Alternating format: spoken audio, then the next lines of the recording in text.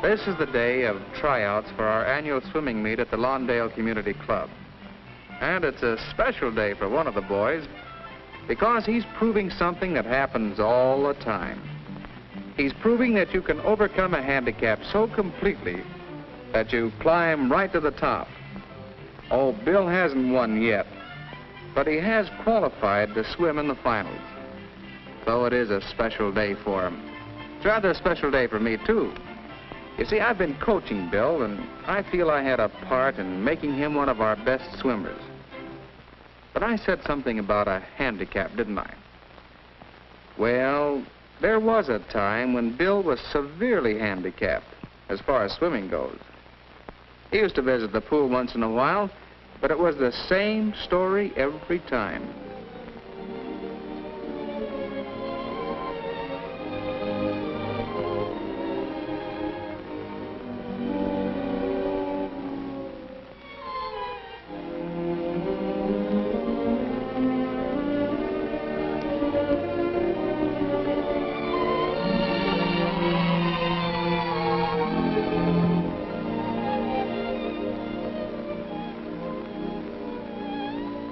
He really wanted to learn to swim. But one thing was certain. He'd never learn that way. Yes, Bill had a handicap. That handicap was fear.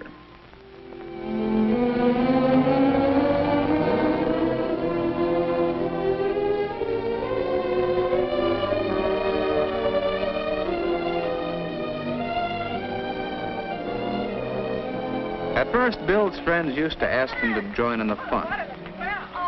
Hey, Bill, come on in. But no, it was no use.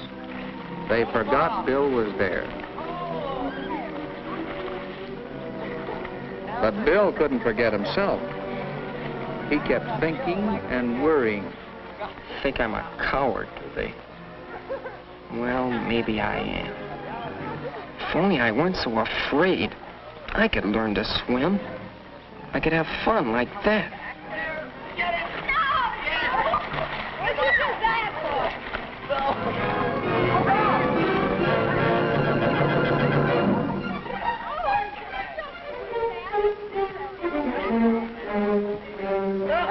Jim, Ed, help her! Help! Hey, what's the matter? Just Janet. What is Janet?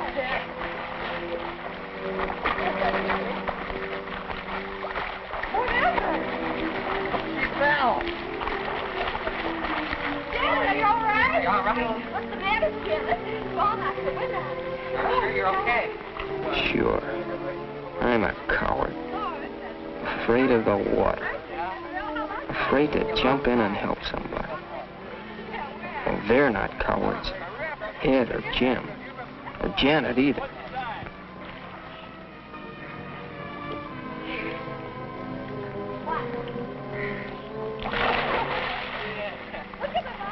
They say if you fall off a horse, you should get right back on as soon as you can, so you won't be afraid of horses. I guess she's not going to let this thing worry her.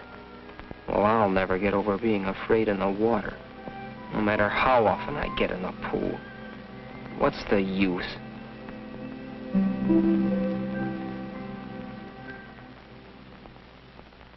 Just wasting my time trying to swim.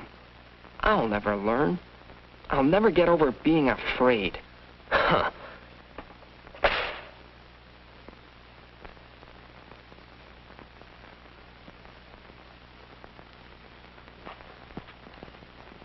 Giving up? Yeah, giving up, that's right.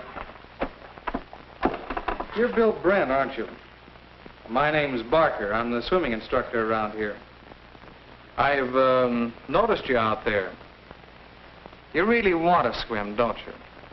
Oh, it's no use, Mr. Barker. I'm afraid. I'm a coward. You're the first coward I've ever known that had courage enough to admit it. Huh? Look, I'll agree you're afraid of the water. But does that make you a coward? Most people are afraid of something. Most folks are afraid of wild animals.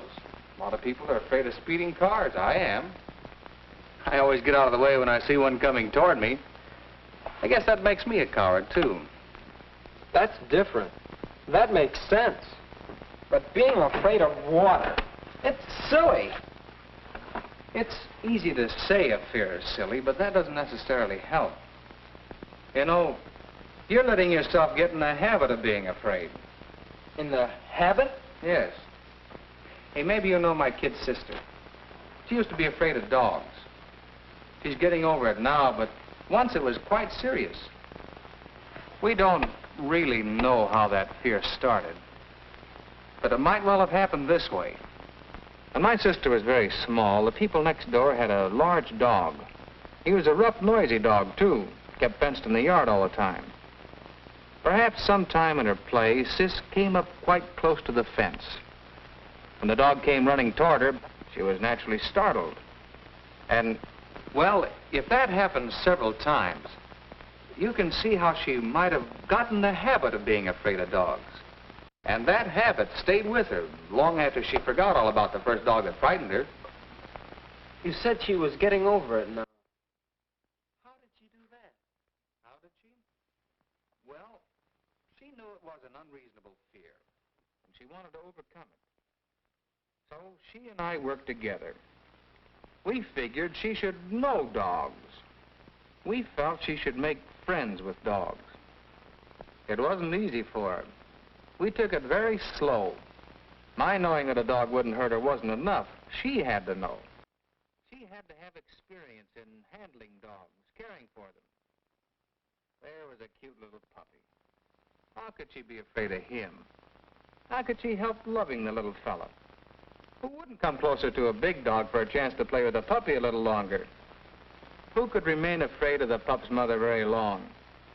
Certainly not my sister. It takes experience, knowledge, determination, and insight to overcome fears that are not rational. But it can be done. Maybe some people can do it, but I'm too much of a coward. If you keep calling yourself a coward, you're apt to start acting like one. Say, didn't I see your picture in the paper the other day? Something about a bicycle ordinance, wasn't it? Yes, I just happen to have a copy right here. One copy. Oh, yes, here we are.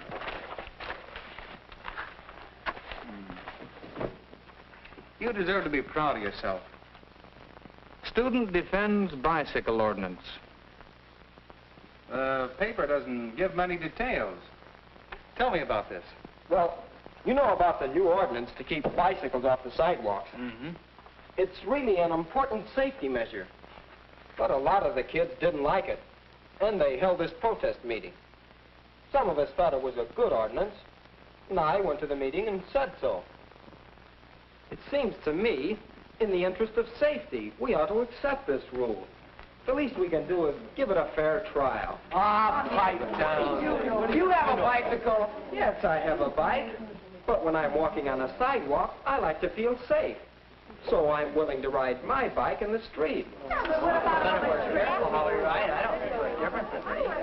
Good going, Bill. You told him. Do you agree with me? Sure. Oh, get up and say so. No. Go ahead. No. Come on.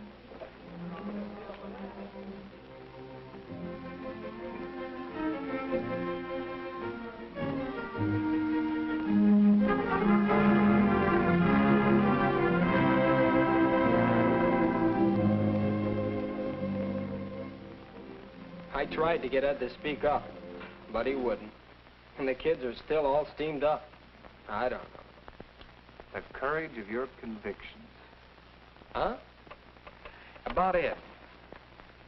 You said he wouldn't speak up even though he agreed with you. Would you say he was afraid? Afraid? Well, I guess. But that can't be. Ed helped Janet today when she stumbled into the water. He's no coward. The other day you stood up for what you thought right against opposition, so you're no coward. You showed what we call moral courage. Well, maybe.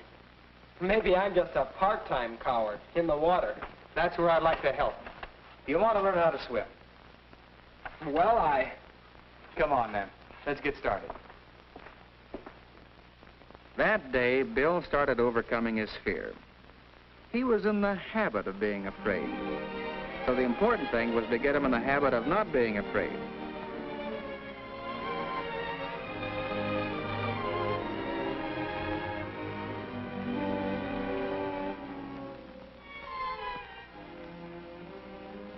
Bill learned gradually, over a period of several weeks, some of the skills he would need for swimming. As he became more skillful in the water, he also became more confident. He was ready to try actions that would have frightened him before, because now he knew he could always right himself in the water, and so needn't fear drowning.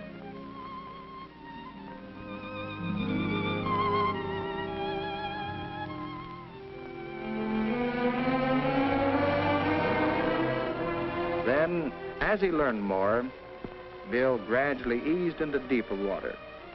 If he could swim across the shallow end of the pool, he could swim across the deep end.